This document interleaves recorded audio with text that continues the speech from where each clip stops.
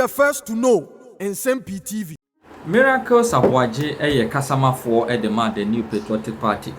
Ono an saye kasama for ya oda Dr. Mahmoud Bawumia ni campaign ya oye ede April to me come 2024 odano. Na ene wodenani echire mu ewo platform ba akoso enna Miracles Abwaje echire nsemu. Say earlier on what is say Fifi Abikwete, the General Secretary of the NDC akoye press conference.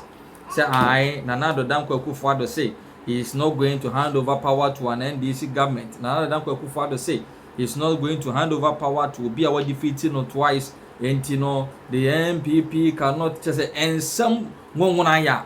What trust now do you do out to say Nyansa pa no binim the Fifi Abikwete kwagina radio Sunni TV so keke and Miracles Abwaje chirimu a and someone Nanado Danko Akufo-Addo kan.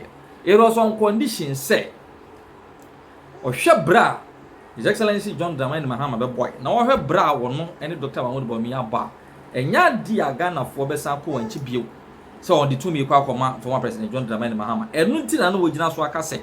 Ebe ye dene se obe hand over power e di ama John Dramani Mahama enye bibia. Afi nso wasan tete bio se lawyer Sami Jamfi enso eye press conference ate se wototo to ayampia. Miracles Abwaje chirimu a we new man this for ye nyina eye waste of precious time. Why don't they come up with policies and programs to counter His Excellency Dr. Mahmoud Bawumia? Omuni policy, omuni program. Nti ko to dan ho abobo ni ayampia to ni edi dia temu ni atronko a na omudi. Owie ye no nya bre. Echi this NDC media house trans. Chire wo mumu. His Excellency Dr. Mahmoud Bawumia campaign to awoko. Kwan ya Ghana for fa so eji no tum. The message ya odi Ghana for edi na ni so odi hunu ya owodi ma oman enya asem ketwa. It was a thought-provoking educative analysis na Miracles Abwaje ena nyumri waye yenko na yenkoti. As we move along as a campaign, the energy and enthusiasm from the people has been good. And you know how campaigns work. It's like a football match. Once the voters are receiving you well and you are getting the feedback and you are fine-tuning the ideas, it spurs you on. And so far, it's so good. All right. Before we zoom into the campaign program messages and how these messages are being received, perhaps the NDC just finished a news conference at the party headquarters. Some key issues that came up. I just want to highlight some of them, and if you want to respond, I'll give you the opportunity. Fifi Kwete, the General Secretary of the party, says that MPP machination will not prevail, and they will make sure that the MPP hand over power when they lose power.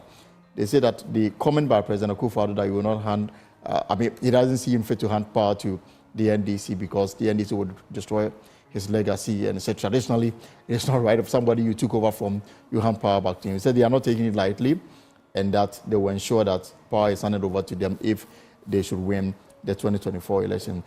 They say that the EC has acted unlawfully for recruiting returning officers and deputies and using them for the limited registration exercise. The law, according to CR 91, requires that these officers, their names and credentials are published, and for them that did not happen, and that the 2024 will not be election as usual. These are some of the key issues that came up. I don't know whether you want to speak to some of them. Well, you know, it looks as if the NDC they are continuing their high level of unseriousness with the political business that we are running. I mean, the level of incompetence they show in government, they seem to be showing it in opposition as well. Elton, we are busy. We are on our 9th region. This is about the 3rd week of campaigning for our flag bearer. We've already done 9 regions. We're discussing very substantial issues that are quite crucial to the future of this country. One would have expected that for 7 years of being in opposition and for almost a year of the flag bearer of the NDC campaigning, by now we would have some competitive or alternative policies to be discussing and comparing to what it is that we're professing. But this continuous calling of press conferences and raising issues that for us are quite unsubstantial is worrying. I mean, you make a statement, the same statement or a similar statement to what the president says, and you add a condition. And so how does that become a conversation? The president has never said what they said. You are saying that you will hand over, the MPP will hand over if they should lose the elections. Did the president add the condition to it? So how are they similar? How are they connected? The president said that somebody that have beaten twice in an election, somebody that was in office the same seat that I was on and was completely incompetent. I don't see myself handing over power to that person. But some have questioned the relevance of this particular. But why not? But are we not in the political? Are we not campaigning? This particular message. Are we not in a political season? Are we not campaigning? The president also finds it fit to also campaign. Is it really necessary? Why for not? Such comments you come from? Why not? So what? He should. How is he going to come? How we? When I go out there to campaign and I say that I'm going to win these elections, and I'll beat John Mahama, it's not necessary. If I say that I will not hand over power to the person that I've beaten twice. What kind of interpretation? Your interpretation and your reasons behind what you are saying is not the same as mine. He gave the precedence to it. He said that I have beaten him twice. I don't find him fit as president. I, sitting here, do not find former President Mahama fit to be president. And so if he says, I will not hand over power to him, and you call a press conference and you say, you will hand over if you lose, nobody is contesting that. Who is contesting the NDC on that? If they lose, will they come for power by force? No, I mean, they don't have it. Exactly. So it's like they set their own questions and they are answering them. They have nothing to do. They should cover our media space and our news space with substantial issues. You don't come out there, call a press conference, set your own question, respond to it, and you say, I should come and respond. The president never said what Fifi Kwete is saying. Fifi Kwete is saying that if you lose power, you hand over. The president never said that if he loses power, he will hand over. He never said that, did he? No. So we have not heard him say anything like that. So he's wasting our time. If they lose power, would they come for it by force? That won't happen. Exactly. So sometimes we shouldn't create storms in teacups and call out all of us to come in. Those who have issues with the president's comments say that he's the number one gentleman. So his comments must be seen to be united. He's a politician. He's a leader of a political party. Why? Isn't the former president also a former president, one that has been a number one gentleman of the land before? He is leading his party. Nana Danko Akufo-Addo is equally going to campaign for the MPP the same way John Mahama is going to campaign for this political party and all the other politicians in the country. Nana Addo believes that, yes, we have difficulties and challenges in this country. We'll come to some of these issues. But strongly, there are strong legacies that must be protected, that are at risk in the hands of the former president. He shouldn't talk about it. The NDC also spoke about the ongoing limited voter registration exercise. From your camp, are you okay with the way the EC has conducted itself so far? There's been pockets of, violence. There's been accusations of busing and then attempted registration of minors. From the camp of Dr. Bawumia, are you happy with the way the process has gone? Well, I think that the question whether should it be being happy should be about how we resolve some of these things. I mean, once we have a political situation, an electoral process, and our human interventions, you should expect that some of these unbecoming attitudes would come up. I believe that the EC, of course, struggled on the first day, but since the difficulties of the first day, it's been quite smooth with the registration process. The issue of registration of minors, I think, is uncouth, it's uncivilized, it's completely outdated, it's outmoded. It's not something that should be encouraged, and it's time for the laws to be applied as they should. Our law says that when you are 18 years and you're of sound mind, you can register and vote. If you're not 18 and you're not of sound mind and you go to the registration center, you should be arrested. And the law should deal with you. In future, the EC, before this registration, the EC had wanted to use a Ghana card as the sole means of identification. That would have addressed the issue of minors trying to go to the registration process. And I'm guessing that in future you will support this initiative. We supported it. We supported it. The only thing is that we took the easy way out as a country when we needed to actually go that route. And the challenge was that, the only argument against the use of the Ghana card was that some people did not have it. Right. What we had to do, and I was saying it yesterday, what we had to do was to ensure that if you are going to register, as the registration has been open, and you don't have the Ghana card, we needed to empower the National Education Authority so I can walk in there register, take my card, and go and register. It's something that we could have done.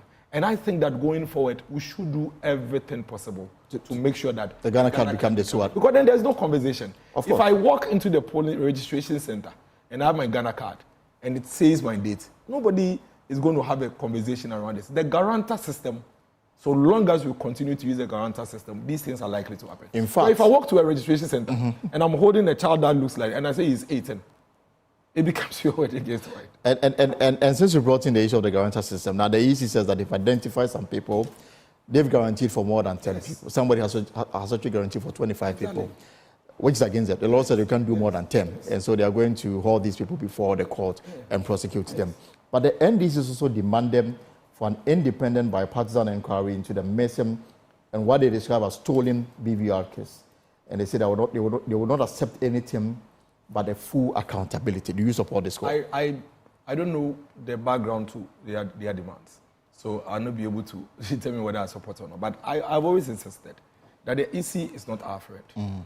The EC... But you're pretty very cool with the way things are going. That's why the EC is If there is concerned. any political party in this country that has gone on head-on coalition with the NDC the most since 1992 is the MPP. Almost all major reforms in our electoral processes were advocacy from the MPP. So don't even put it that way. We don't. The NDC, when they also have their concern, they should raise it. What is of worry to me today is that when we were being beaten on the street of Circle with horsewhips, when hot water, and also you were there. Of course. You were reporting. When hot water were being poured on us. And that picture of Gabi, yes, I got. When hot water was being poured on us by the security persons under their governance and with the EC, and we were raising concerns, where were they? What did they say at that time? Can you play back some of the voices from Fifi Kwete, from General Mosquito, from former President Mahama, when he was president?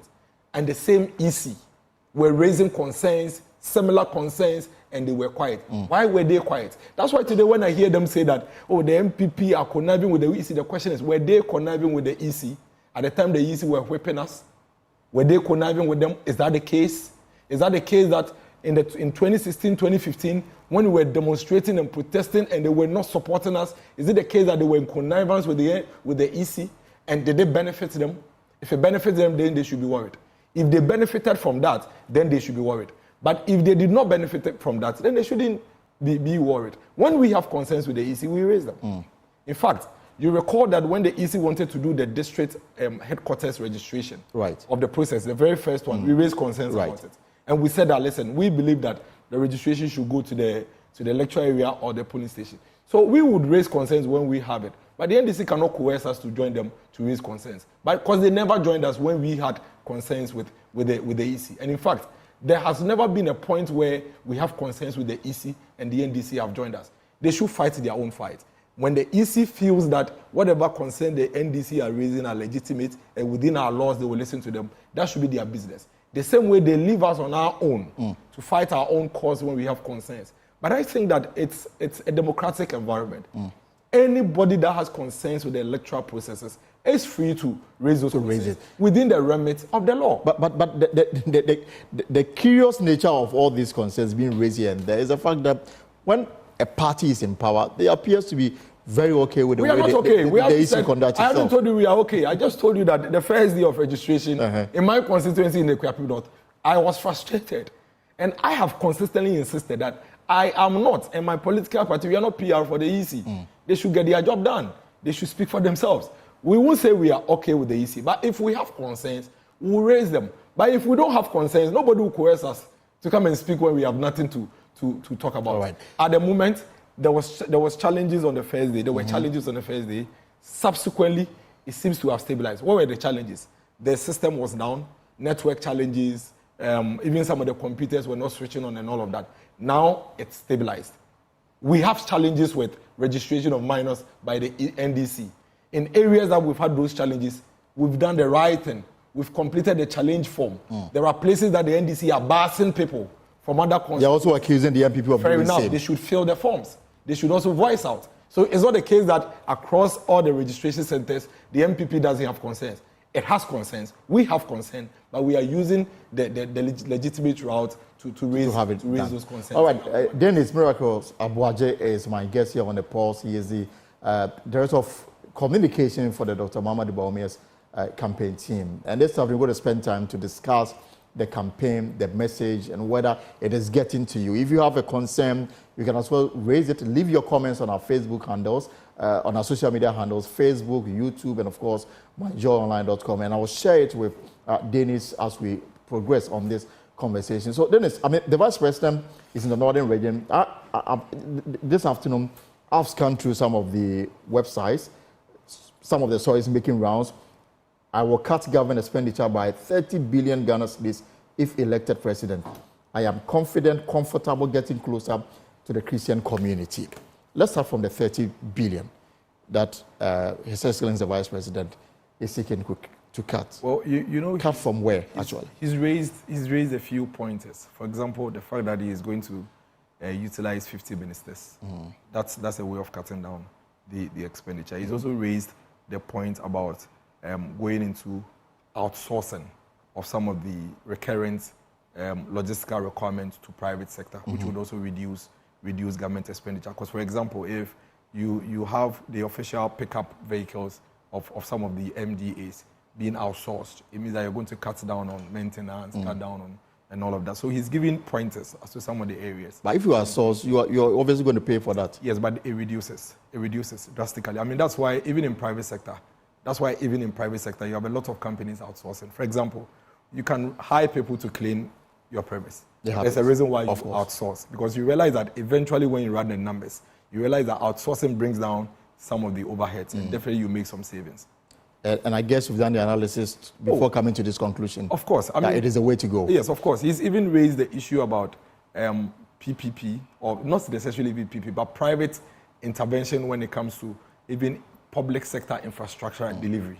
And those are all, for example, if I give you a contract to construct a road, and I'm able to pay you in 18 months, you know, it's lesser than when the road duration runs for 5 years.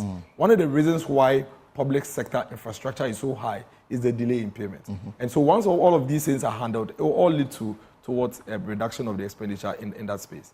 And you're talking about 30 billion Ghana. It is possible. This is huge. It is possible. It is very possible. I mean, the 3 areas I've mentioned to you already are significant. Very, very significant. The recurrent cost on running public sector alone, you have no idea. Does this sit in the overall plan to reform the public sector? I mean, it's part of the whole process. You know, public sector reform started as far back as Kufuor's era. Right. And it's all part of the whole process. We need to be able to get to the point where we realize that, yes, we are really having some balance in our output as against our expenditure. And there are ways some of these things can be done. Some of the things, it doesn't mean that they could necessarily have been done in the past. For example, Elton, you remember for so many years we were trying to get a national identification system. Right. When we speak about this, it sounds like a belabored point. But the fact of the matter is that a lot of these things, the foundation is identity. The fact that you can identify that Elton is not working at multimedia and working at the next sister station at the same time is the first point of reducing some of these waste. Right. And so now that we've been able to really digitalize a lot of our services and a lot of our processes and systems, clearly it tells you that we'll be able to get there. Today, look at us. We are doing GANEPS. And GANEPS, as we speak, is still being rolled out. That is the electronic procurement. Right. You can imagine how much savings we are going to do when it comes to electronic procurement. And there is no doubt about that we are really going to make a lot of savings in that space. But GANEPS really would not have been possible maybe some 10, 15, 12 years ago, because a lot of fundamentals and infrastructure are needed. Today, the company that is on GANEPS, that is saying that I'll be able to provide this service, has his Ghana card, or the directors have their Ghana cards connected to their business registration. The directors have their Ghana cards or Ghana card numbers as their tax identification numbers. Right. These Ghana cards are connected to their bank account and all of that. So really, it now becomes very, very easy. We really have gotten to that point where a lot of these things can be introduced to be able to save us. So it's easy. Immediately it's mentioned, it's easy for somebody to say, why couldn't you do it? Because those who are skeptical about this will point to the fact that we've had a ministry that is solely responsible for public sector reform. Yet you have